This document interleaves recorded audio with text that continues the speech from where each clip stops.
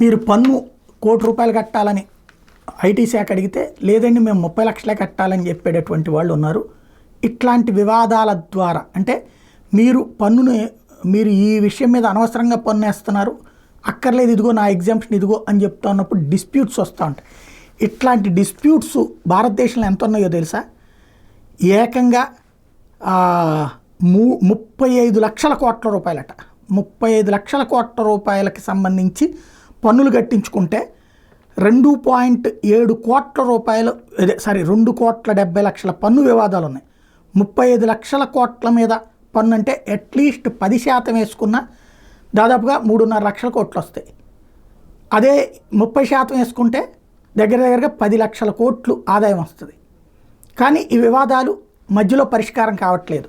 అధికార యంత్రాంగాల్లో పని ఒత్తిడి కావచ్చు, సిబ్బంది తక్కువగా ఉండటం కావచ్చు, లేదా కొన్ని లిటిగేషన్స్ కావచ్చు.